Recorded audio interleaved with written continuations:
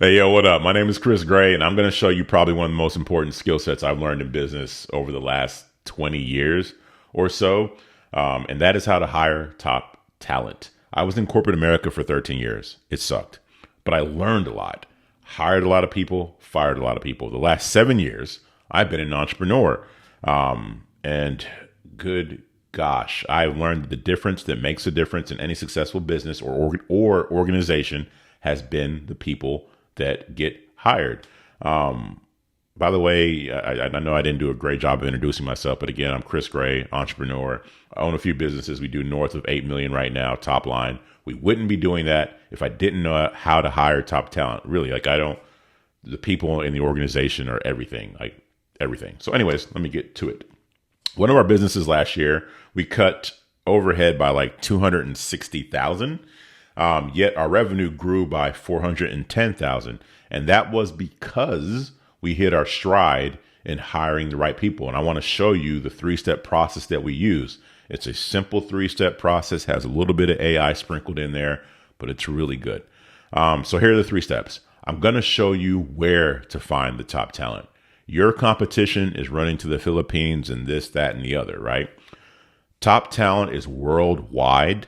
I'm going to show you how to find them. The second thing I'm going to show you is how to avoid hiring the wrong people. So when you get out there and you put your job post out there, you're going to get crap tons of submissions.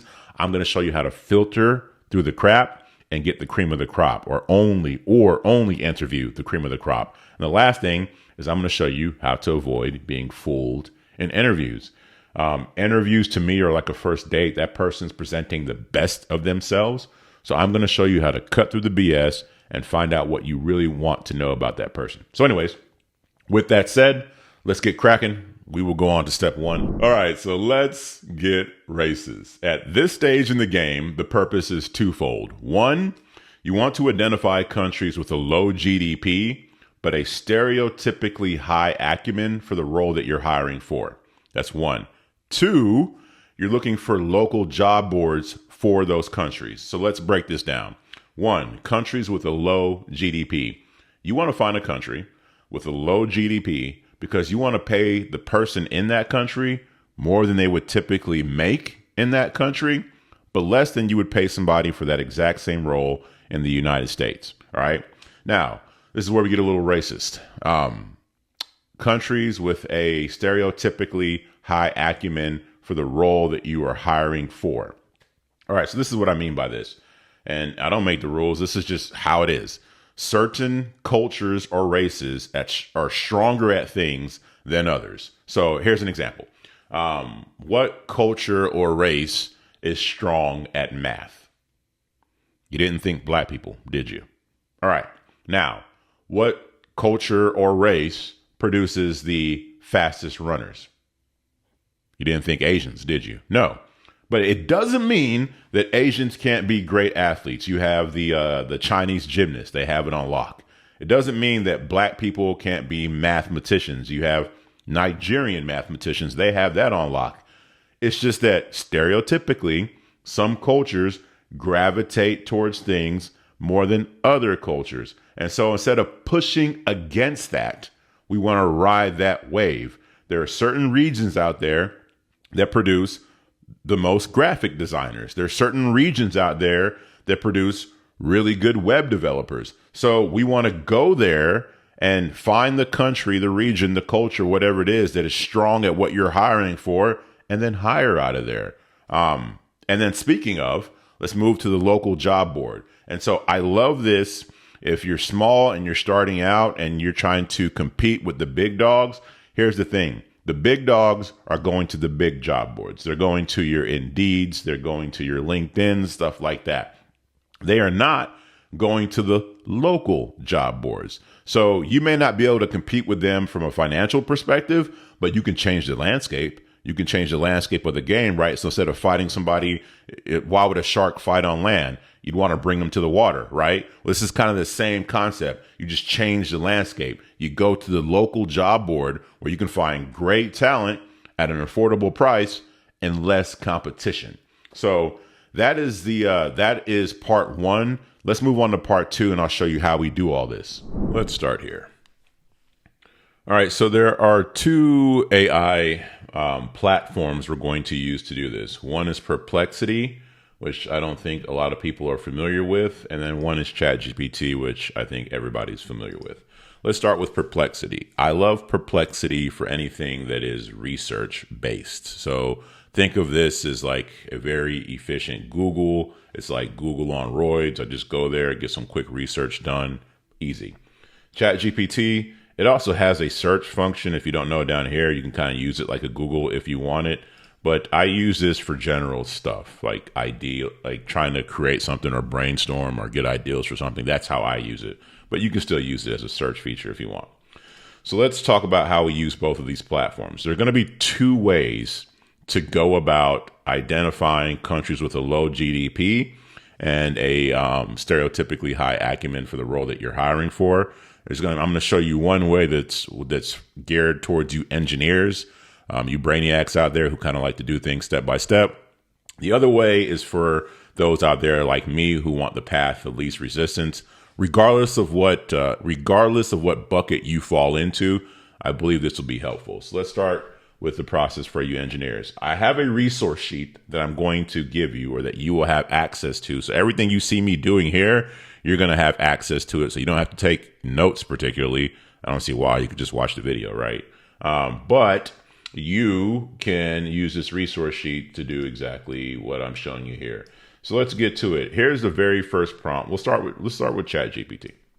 With ChatGPT, you have to kind of train this thing. You can't just like go in here. It's a garbage in and garbage out. So at the very least, you need to tell this GPT how it needs to behave before you get it to then give you the results. So in this case, this prompt, we're telling it how to behave.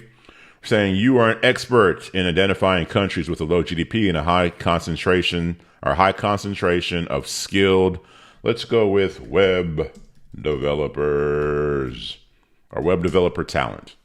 Additionally, you have a deep knowledge of specific local job boards and platforms best suited for sourcing talent. Do not give any advice until you receive the second prompt. Do you understand? Boom. So we're training it on how to act. Now, while it's doing that and it told us it knows how to act, we're going to go here and we're going to give it the second prompt. So let me go ahead and paste this. I'm going to copy web developer because we're going to use that again. So now in the second prompt here, which countries have a low GDP and are renowned for producing top tier web developers? Put that there. Delete this. And what are the most effective local job boards or platforms to source these web developer talent from? Yeah, all right. So what are the most effective local job boards or platforms to source web developer talent from these countries? Please include the average monthly salary for these countries. So boom, it's going to start doing this for us, okay? In the meantime, we're going to take this second prompt, not the first one, but the second one. We're going to take the second prompt and paste it here. With Perplexity, you don't really need to train it. With Perplexity, you kind of just get straight to the business, which is what I like. So we're going to take the second prompt, boom, and put it here. So now this is going to give us an answer. ChatGPT gives us an answer. I'm going to let this process. I'll tell you exactly what we do next here in a second. Okay, so Perplexity gave us their answer and ChatGPT gave us their answer. Now, this is what I like to do here. I go and copy the answer from, let's say, Perplexity. I created this GPT called Listed Biscuit. And what it does is it compares two lists. So let me show you. And again, you have access to this in your resource sheet. But let's say the list, let's do list 1, shift, command. All right, so yeah, so I put list 1, then come in here and I hit shift, return, or shift enter if you have a PC. Then I go list 2, shift, return for me. We'll go to ChatGPT, come down here, copy it, and I paste that. And what it's going to do is automatically compare list 1 and compare list 2 for us. So let's do this. And look at the process for, especially, let me talk here, especially for you engineers, check out the process here is that this can be used for anything. I like to use ChatGPT and Perplexity to compare answers, even when I'm doing research to, let's say, if I need somebody to fix my sprinkler system, I'll do this exact same process. I want to see what Perplexity has to say and what ChatGPT has to say, and whatever they have in common is where I start. So let's go to this right here. It tells you right off the bat that the commonalities were for web developers, these are the 4 regions that they both AI platforms had in common. And of those 4 regions, these are the job boards that they had in common. So your work is done here. Right here, you can see, you know what? These 4 countries have a very strong acumen for this role I'm hiring for. And then I can go to these job boards and I'll find somebody. And then it also tells you what was unique to list 1 and then what was unique to list 2. And then it also gives you a summary of the differences. So boom, you're good right there. If the next step you could do is say, hey, I want you to give me the average monthly salary of a web developer in these countries. That would give you an idea of how much to pay. We'll talk about that more here, I think, in the next video. But for those who want the path of least resistance, let me show you what I would do. All right, so for those who want the path of least resistance, want the easier route, I have this GPT I created called the Global Gold Digger. And all you would do is take this second prompt that I gave you guys, which was, let me get it. Here's the second prompt. Let me copy it from the resource sheet. By the way, again, all these are on the resource sheet. So this one's already been trained. You don't need to train it. You would just go in here, you'd put the second prompt, enter your desired role. For us, it's going to be the web developer. Developer. All right, copy here. Okay, whatever. All right, web developers, and then boom. Okay, so now we're going to put the second prompt in here, and then we will let it run. Okay, so this GPT does everything for you. It'll give you the countries, it'll give you the job boards, it'll give you some cultural insights and some insights into the persona. This will help you with the job description, which we'll talk about later on. Same thing right here. Boom, Philippines gives you what to use. Vietnam gives you what to use, so on and so forth. It gives you everything you're asking for. The thing I love the most here is it includes the average monthly salary so that you know where to start with pay. So for example, if you were going down to your list and you decide to hire out of Vietnam, you know on the low end somebody's getting $400 a month of work or for work, then cool. If you had a week worth of work, you could then pay them $100. Look at that. Black people can do math. Told you. But anyways, this gives you an idea of where to start. And I love this tool, used it often when we were going through this process. And that's it for this part. Let's go to part 3, where I'm going to give you some general tips and some things to look out for when you're at this stage of the game. Man, this is like my bajillionth time trying to record this video. It's weird, man, because if I was there with you, if we were face to face, man, we could chop it up. I can talk about this stuff all day, no problem. But you put me in front of a camera in an empty room, shit's weird, man. You get all stiff and you start saying dumb shit and it's all unnatural. And let me get into it. Anyways, here are some things I wish I knew before I started. I've been doing this for a while. I've made some mistakes. I've learned some stuff. So I'll tell you where I'm at today with this entire process. Here's something that you should know when it comes to pricing. You can put your job out there for a high price. Like say, hey, you're paying top dollar for whatever role it is. And that is a way to get top talent. assuming the top talent is aware. So there is a segment of people out there who know they're good and they're confident in their ability. So they're going to want the best amount of money. There's that segment. There's another segment of people out there who think they're good and want top dollar, but they're not really worth it. But the strategy of paying top dollar is a way to get to some of the best talent fast, no doubt. What I have found to be universally true is people don't know their value. And I'm not just talking about business. I'm talking about in life in general. People just don't know their value. And so let's go back to business. What you will find, what I have found, is there are a lot of good people out there who just don't know how good they are. And they're not pricing themselves where they should. That happened to me. The work I did and the value I brought didn't match how much I charged people. So here was the value. Here's how much I was charging. I had to get there mentally to where those things were even. And even just look at you. There's probably something that you are really good at that most people just don't think about, but you are really good at it. And people will come to you and say, hey, how do I do this, that, and the other? And you're like, oh, it's simple. Do 1, 2, and 3. Boom, you're done. And they're like, what? It's not that simple to them, but it's simple to you because you're really good at it. You're so good at it, you're just not aware of how good you are. That concept, I find, happens throughout the world in business. You can find people out there who are really good, but they're not charging enough. Don't take advantage of them. I'm not saying that. Pay them fairly. What I am saying, in my experience, one of the most rewarding things to me that's happened is I'll bring in a contractor. They're not charging enough. I found out they're really good, and then I will tell them, hey, you're not charging enough. You should go make more money. I had 2 or 3 people prior to you and they didn't do any of this work you did. You should go and make more. And then they go, they're contractors, so they have other clients and they go and they make more money. But guess what?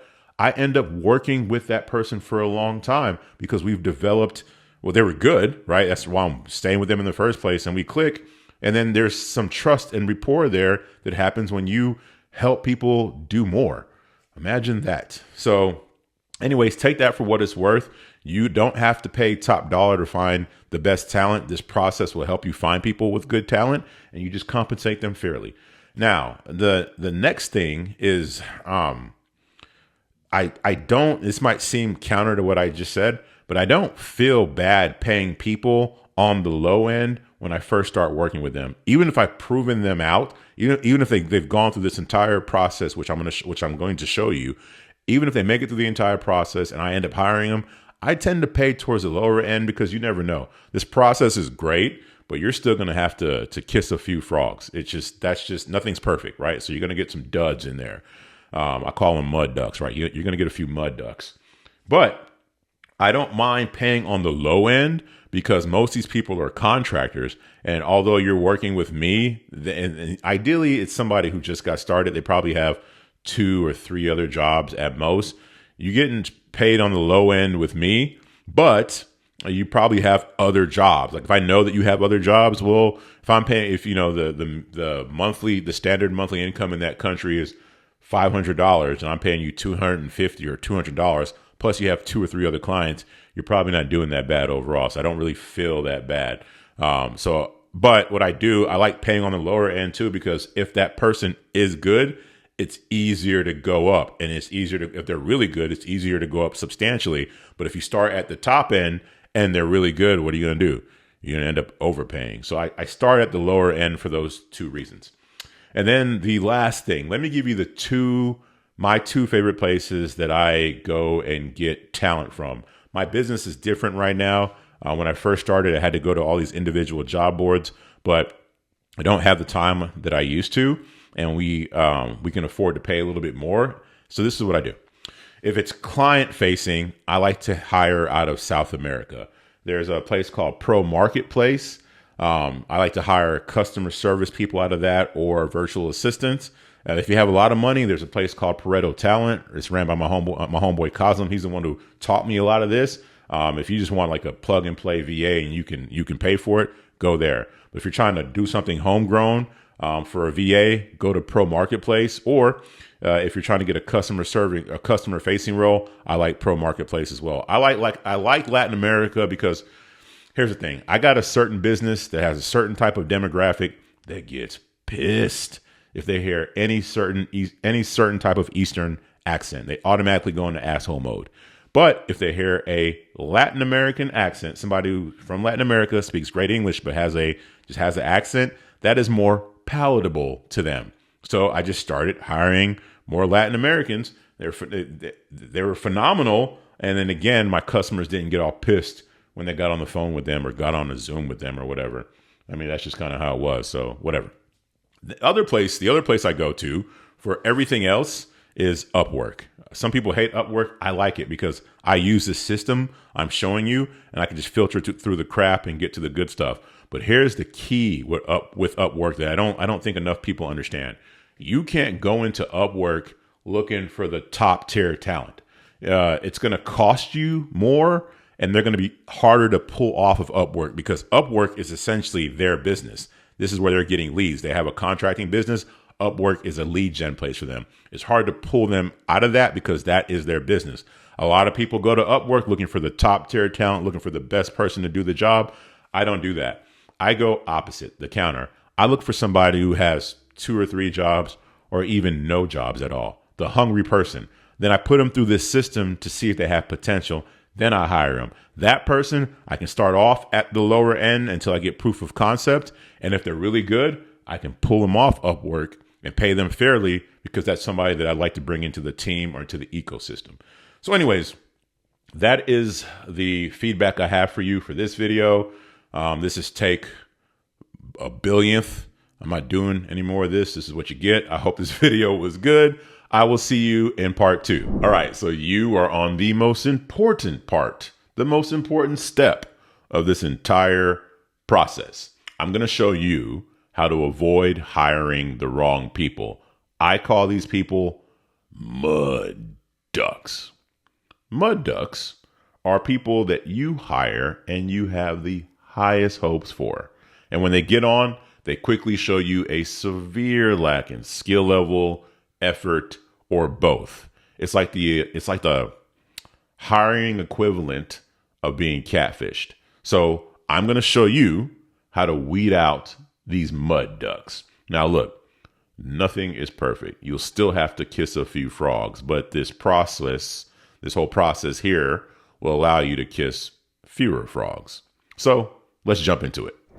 What up? Yo, let's get cracking. All right. So the whole purpose of step 2 here is to filter out the mud ducks and identify people who are critical thinkers and pay attention to detail. You're going to see this pay attention to detail part come up a few times, and it might seem like I'm being nitpicky, and it's because I am. You tell me, when you're bringing somebody on board and you're giving them instructions, would you rather have somebody who pays attention to the details of your instructions or somebody who overlooks that? Again, I'm trying to filter out people who are mud ducks and get to the people who can critically think and pay attention to details. If they have that foundation, I can work with most anybody. If they don't, then I can't. So let's get into it. This is a job description. It's in a job description example. I'm going to give you access to this. I'm also going to give you a tool later on that will allow you to take this job description and make it to anything you want. So let's say you wanted a quick job description to hire a web developer.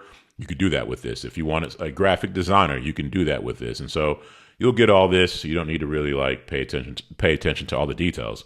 But what you do need to pay attention to are the highlights. So we are quite literally going to hit the highlights of the job description. Okay, so notice how I start this. Who we are an ass-kicking marketing company. What do? We find asses, then kick them. Why do I put something like that at the beginning of my job description? Yes, I'm looking to hire people, but I'm trying to find people who are a culture fit. My culture, we don't take ourselves too serious. The work is serious, but we don't take ourselves too serious. And I want to work with people who have fun. So there might be somebody who gets offended with the word ass, somebody who thinks this is just not professional, whatever it is, perfect. Keep on moving. I want somebody who looks at this and chuckles or smiles and wants to know more. I'm not saying copy this. This is what works for me. I'm saying put what works for you at the very beginning of your job description. Let the person know about you or who you are. Let's say you had an organization that was very Christian. Maybe you put a verse up here, right? Or something. But the whole concept here is open the job description in a manner that attracts the person you're looking for. Next, I put this is a remote work from home position. And you see I put it in the title. And depending on the job board, I might put it 2 or 3 or 4 more times throughout this. Let me tell you why. Depending on the job board, depending on the country, working from home isn't a concept that some people even knew was an option, right? They go to this local job board and they're thinking they're going to get called by somebody who's in their area or something. There's a percentage of people out there in the world who don't know working from home is an option. So when they see this, it's very attractive. And so put it out there just to make sure that you're very clear that, hey, you have the opportunity to work from home. Next is salary and growth opportunities. This is going to be dynamic depending on what you're hiring for. The principle to look for here is that I make sure I'm clear about the 3-month probation period. So I say it here, and then when I hire the candidate, I say it there as well. I let them know they have 3 months. After that, they have the opportunity to make more. But within those 3 months, if they're a mud duck, they're getting fired. And it could happen instantaneously. I don't call them a mud duck to their face, but in so many words, I say, hey, man, if it's not a good fit, I'm not going to waste a bunch of time. I could stop right then and there. I make that very clear. So that's what works for me. Take what you want out of that, but that's how I do it. Scrolling down, and again, I'm going through this pretty fast because you're going to get this and you're going to be able to modify it to make it yours with no problem. Oh, but here is the meat. Let me show you something here. Let's go to here we go. This is Pro Marketplace, the job board I was telling you about earlier. This is where we start to filter out the mud ducks. This is where it all happens. First things first, you notice how I put this at the bottom, right? So I want to make sure that somebody went through my entire job description before they get to this. Most people don't. Most people are just mass applying for jobs. They're out there spamming for jobs. They don't make it past my filter. Then some people get down here, and let's see if they follow instructions. So the first things first. I say attach your resume in PDF format in the following naming convention: last name, first name, blah blah blah, whatever naming convention you want to put there. Now here is the thing. With this job board, you cannot attach your resume when you apply for the job. So a few things happen. 1, they don't do it. Or 2, they say, hey, I was unable to attach my resume. Well, in either case, that person is eliminated. The critical thinker will just give me a link to their resume in that naming convention.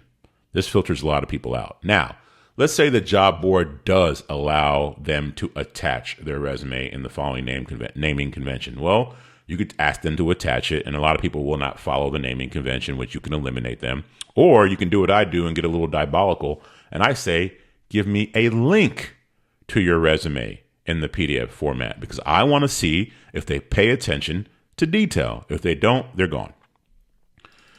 Details of your experience as it relates to the role. That does not eliminate anybody. This right here does.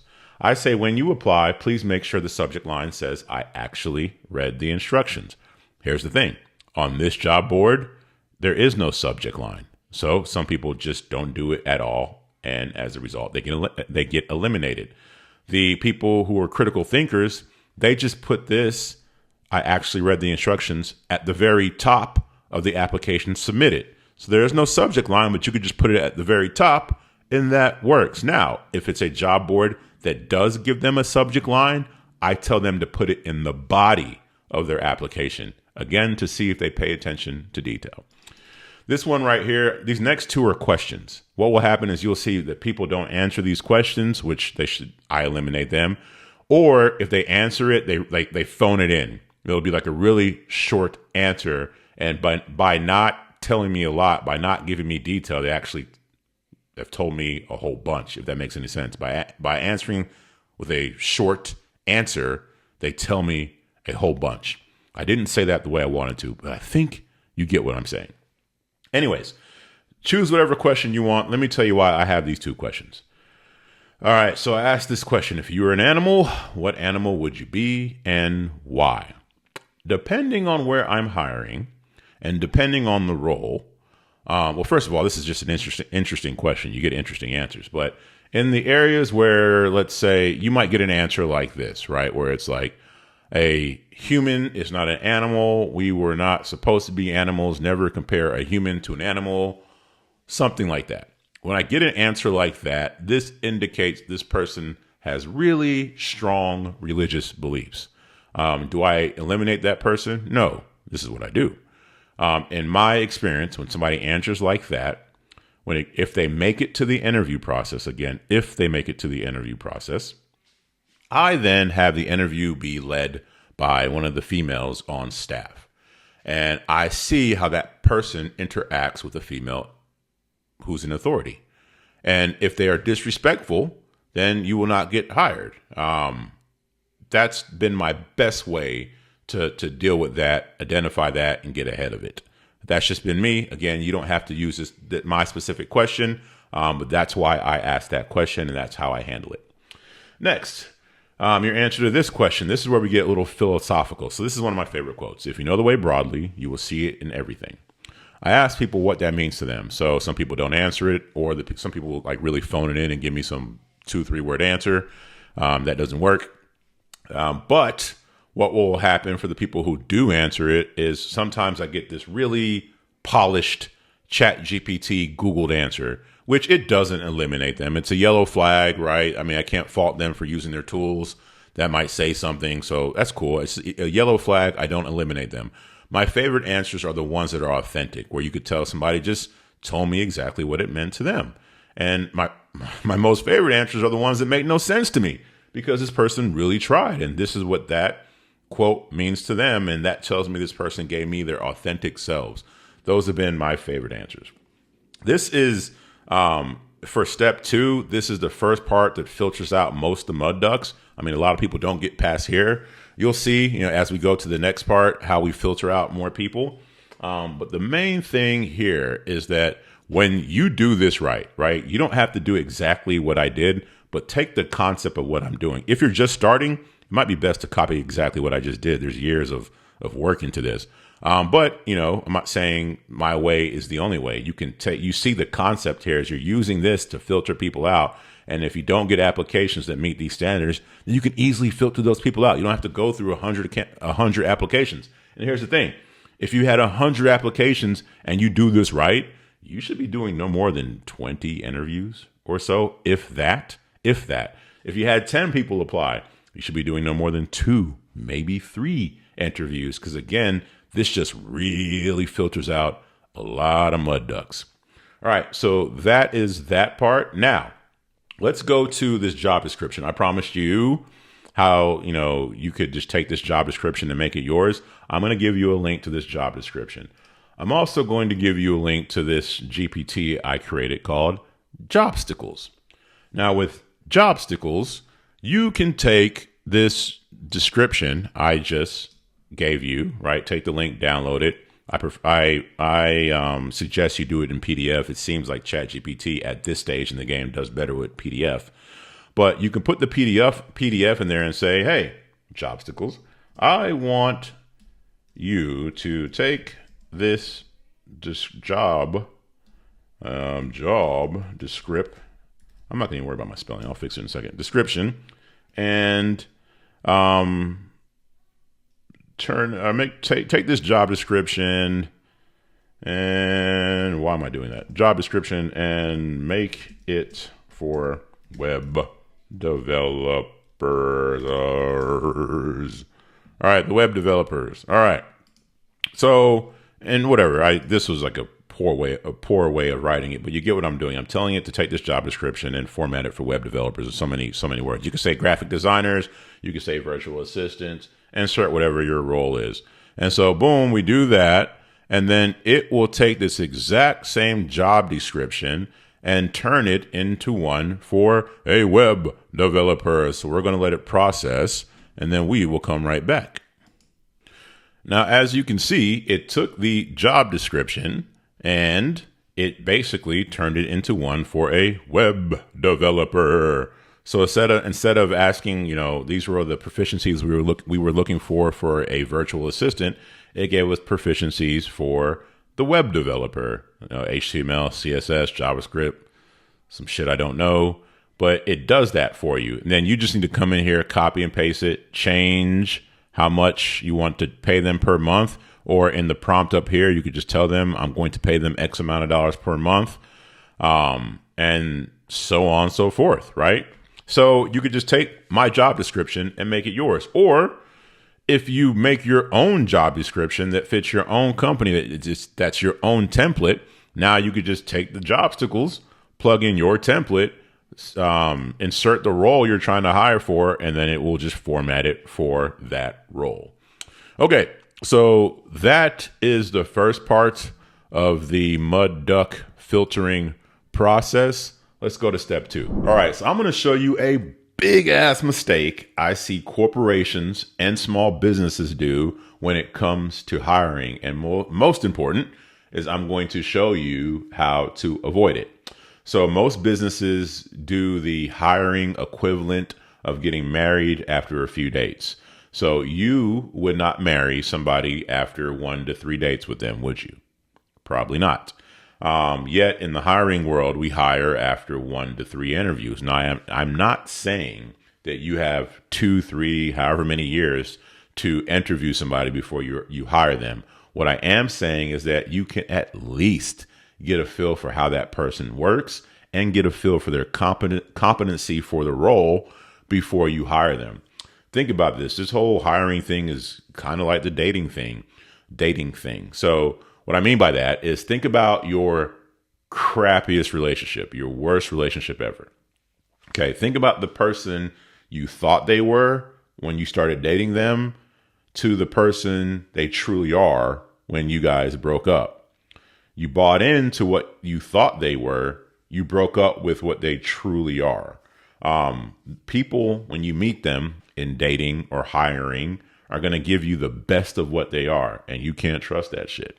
You got to do your best to get a feel for how that person works and if they can actually do the job. So I'm going to show you how to do it. Okay, so once you have your short list of the people who made it through the first round, you're going to further filter out mud ducks with a trial job. Now, the trial job is going to happen before the interview, and the trial job just by default will further filter out mud ducks. However, you can even filter them out more by putting more mud duck traps within the trial job. We'll talk about that in part 3, but for the purpose of this video, we're just going to focus on the trial job. So once you have your short list, I send them a message like this. It says, "Thank you for applying for this role. I'm impressed with your answers and attention to detail. Here's the next step if you're game. I'd like to pay you to perform a small trial project." Let me pause right here. This first sentence, I really do want to acknowledge them and thank them for making it through the first round, because most people don't. They, kind of jump through some hoops, so I want to acknowledge that. Anyways, back to the message. I realize this is a little unorthodox. However, I've spent 15 years hiring people and found out that interviews rarely tell me much of anything. I'd rather cut straight to the chase and see how well we work together. I'll pay you $20 for what should amount to less than 1 hour of work. Is this something you're open to doing? If so, please send me your preferred payment provider and the username. I'll submit the funds up front. Once that's taken care of, I'll send you instructions on how to proceed. This right here is dynamic. You can just pay them whatever you think is fair for the amount of work you're giving them. And then right here, this is dynamic depending on the job board. For example, if you have Upwork, there's no need to know their payment provider. You could just pay them through Upwork. I send them this, and then we go from there. Now, you may be wondering, well, what trial job do I give them? Well, I'm glad you asked. For you engineers out there, go back to step 1, I believe part 2 or video 2, whatever it is. Go there, and the whole concept I did with generating information from ChatGPT and then generating the same information from Perplexity and then comparing those 2 answers, you can do that exact same process for creating trial jobs. You just use a different prompt, put in Perplexity, put that same prompt in ChatGPT, and then use the listed biscuit to see what types of trial jobs they had in common. So that's that. For those out there who want the path of least resistance, which is most people, I created a GPT to help you come up with trial jobs. It's called Trial Job Bob. So cute. Anyways, with Trial Job Bob, you would say, hey, give me trial job ideas for a web developer. All right, so it's that simple, and boom. And then it is going to come up with some ideas, and I will come back when it's done. All right, so it's done. And when you enter in your prompt to Trial Job Bob, it's going to give you 3 trial job ideas that shouldn't take any more than an hour. And the whole template for this is it will give you the task, which you can give to the applicant. But then it tells you the purpose, it tells you why, and it tells you what you should evaluate and what tools may be needed for that person. So you give them the task, but then you know the purpose of it and what you should evaluate once you get the finished product back. So it gives you 3 options. You can choose which one that you like the best. Now, the thing I love about the trial job is, again, you get an idea of how you can get a good idea of this person's competency. Do they have the acumen to do the job? That's important. What's equally as important is how this person works. That's very hard to assess via asking questions in an interview. And so, 1, do they have the acumen? That's something you need to consider. But then 2, you get a chance to see how they work. We're going to talk about that in the next video because if they can't do the job, right, that eliminates them, period. But how they go about the job will eliminate them as well. And again, those are the mud duck traps that we're going to talk about in the next video. I'll see you there. All right, so let's talk about some diabolical mud duck traps. One of my favorite rappers is this cat named Action Bronson. He has really unique titles to his songs, and Diabolical Mud Duck Traps sounds like a title to one of his songs, or that could be a band or whatever. Let me get into it. So, by the way, you have the resource sheet. So everything I put in this, like in step 2, those resources will be on your resource sheet. And so you're good to go with that. But let's get into the traps. And these traps are specifically for the job description. These are ideas. I'm giving you some things that I do, but I'm giving you what I do. Take this process and make it yours. Understand the concept of what I'm doing. You can follow it step by step for now, but I think when you get the concept and you make it unique to your business is when it gets really, really good. So anyways, one of the traps I like to do within the trial job is I pay them up front and then I ghost them. So that message I gave you where I said, hey, are you game for this trial job? And then I asked for their payment method. They say yes. They give me their payment method, or they say yes, and I just pay them on the platform. Then I don't say anything. I don't say anything, and I see what happens. Why? Well, glad you asked. The reason I do that is because I want to see if they ghost me. I ghost them first, and I want to see if they ghost me. If they ghost me and I spent $20, cool. That's the best $20 I ever spent, because if you would rob me for $20 here, you are certainly somebody that I don't want to give sensitive information to, or logins, or even work with. And so that's kind of that's a trap by itself. But the people that I'm looking for will follow up and say, hey, you paid me, what's the next step? So that's one trap. Another one is after they come back to me, I say, oh, okay, hey, sorry, blah, blah, blah. Here's the job description. Here you go. Let me know if you have any questions. I give them the job description. I don't give them a deadline. I want to see how fast you're going to get it done. I don't give them a deadline at all. Though some few people will ask. Sometimes they do. My responses are dynamic, but at the end of the day, I don't give them a deadline because I want to see, do you give it back to me that same day, that next day, a week from now? And it's interesting because, especially if you have a few people who are competing, you get a chance to see who submitted the trial job when. I keep track of when I got it, when I sent it to them, and when we got it back. We track that, but I don't tell them. I'm just trying to see if you're somebody who can work with urgency without being told. That's one trap as well. And also sometimes you give people the trial job and they don't get back to you. And again, they ghosted you. Good. It's the best money you ever spent. And then one of my favorite ones to do, and this is contingent on the trial job. Some trial jobs require me to give them a login. So I give them a very generic login. Let's say it's, say we were hiring for a virtual assistant and the trial job includes them booking an appointment on Calendly. We'll give them a very generic Calendly account. But what we do is we give them the right login, but we give them an incorrect password. Now, here's the thing. We give them a password that it's incorrect, but they could figure it out if they think. So let's say here's an example. Let's say your business sold flutes, right? And the name of your business is Hardcore Flutes. I don't know why I came up with that. I think I just came up with that because I've been listening to a lot of like music that involves flutes lately. Flutes go hard, man. If you disagree with me, listen to any like Dr. Dre album or some of your favorite hip hop songs. If you're into that, they all have flutes. It's a very beautiful instrument. Anyways, say you had a business called Hardcore Flutes. And the login you give them to get into whatever program says Hardcore Flute. Not plural, but just Hardcore Flute. If they put they'll put Hardcore Flute in there and it will be wrong, but a critical thinker will put, oh, he probably meant Hardcore Flutes, and they'll just figure it out and they'll go do it. If they complete the job and they never came back to you asking for the login, you knew this person figured something out, right?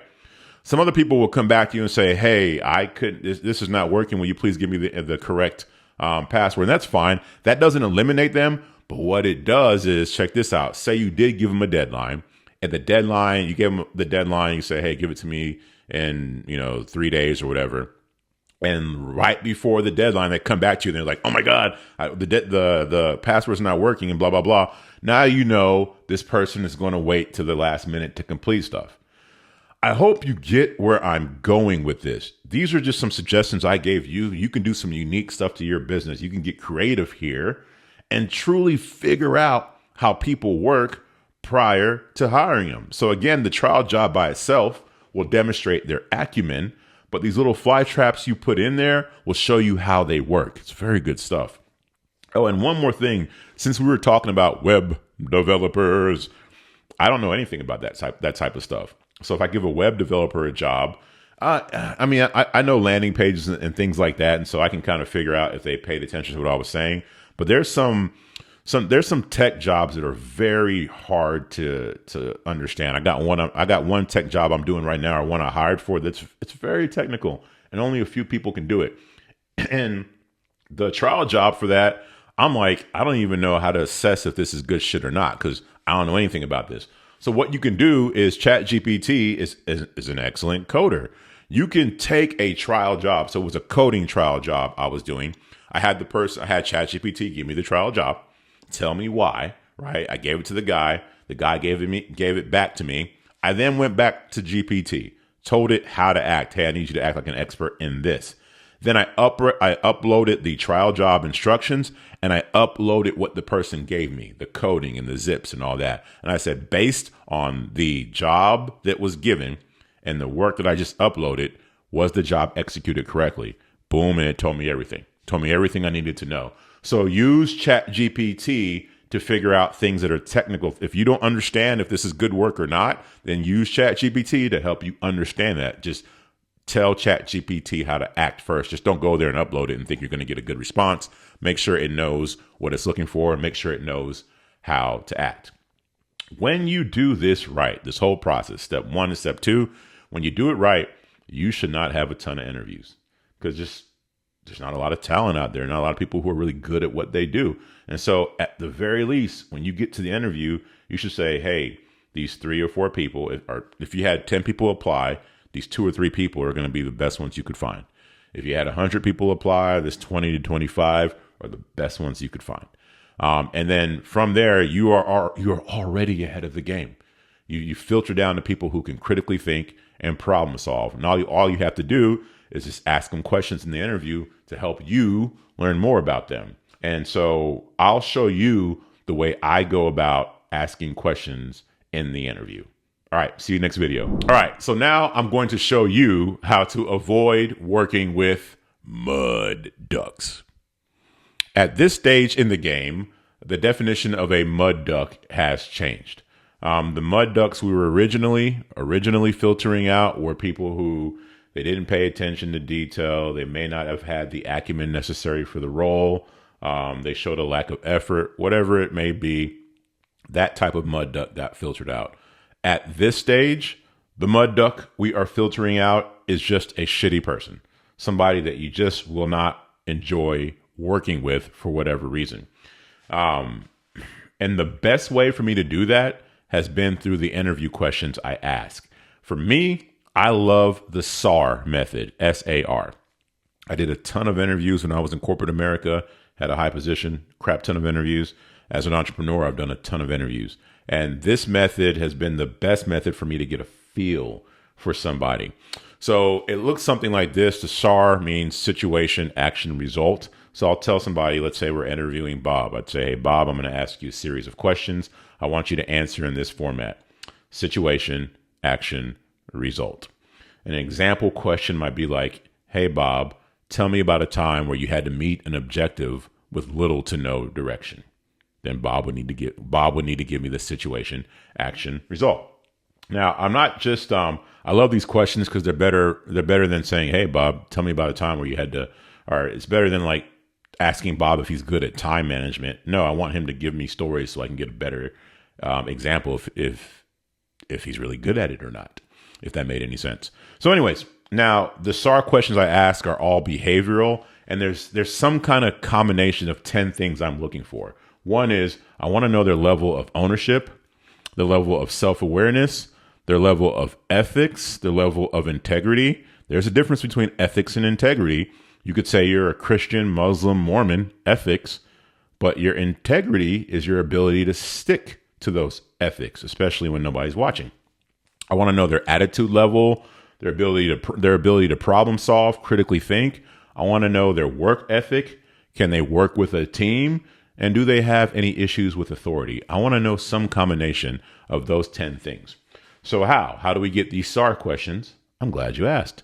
I have a GPT, which will be on the resource sheet, that will generate these questions for you based on the role you're hiring for. Let me show you. All right. So this GPT is called SAR Wars. That's right. Been a nerd since day one, homie. And this GPT will generate those questions that we were talking about, and it will do it for any role that you put in. So let's say that you were hiring for, let's see, give me questions for a, drum roll please, web developer. If you get tired of that, then good.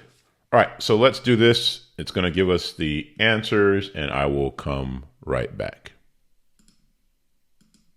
All right, so it gave us some questions in here, and some of the questions they give us you're going to like, and some you're not. And so let's see. Let's find one that I like. I was scanning through this a while ago. How about this? Share an example of a technical issue you encountered while developing a website or application. What was the problem? How did you analyze it? And what steps did you take to resolve it? That's a good one. Let's see another one here. Tell me about a time when you had to meet a tight deadline on a web development project. How did you prioritize your task and ensure you delivered high quality work? So there's some good ones in here. There was one that I didn't like. I think it was the ethics one. Can you recall a situation where you discovered that a colleague's code violated copyright and licensing agreements? Well, this one's very specific. And so what you could do is you could pick out the questions you like, but let's say you're really concerned about ethics or integrity, and you can have it iterate on those questions and say, hey, give me a level of ethics question that's more broad, or give me a level of integrity question that's more broad. That way it's not so situational on the person, and that person, you don't want to give the person if I could talk here, you don't want to give the person you're interviewing the opportunity to be like, well, that's never happened. So you want to keep it general enough to where you give them the best opportunity to give you an answer. Now, here's the thing. You will just start to get a feel for this stuff because people are telling you stories, and you just start to pick up on bullshit over time, and you'll get a vibe for what I'm saying, because there'll be inconsistencies in their stories, or there's just a certain vibe after they start giving you 2, 3, 4 stories that you could just pick up on. And then there's the opposite of it, where you're like, oh man, this person's on point. Like I said, nothing is perfect. Somebody can go through your entire hiring process, seem like they're great, and then once they hit the ground, it's not the best thing. So again, you will kiss a few frogs. But when you do this right, you hit more than you miss. Hey, yo, you're done. You got everything you need to go hire. So at this point, ain't nothing to it but to do it. Hiring is a skill set. And like any skill set, to get better at it, you just have to keep on doing it. And so if you're new to this and you're worried about being good, well, you're not going to be good initially, but you will get good. You'll get better and better as you do it more and more. So yeah, that's that. I hope this was helpful. I hope you enjoyed it. I enjoyed it. Sometimes I didn't like this whole recording and talking to a camera thing is weird, but I enjoyed getting the rep in, right? This is new to me. Like, this whole thing I just did is new to me. And so I don't know I don't think it's good, but it'll get better as I keep doing it.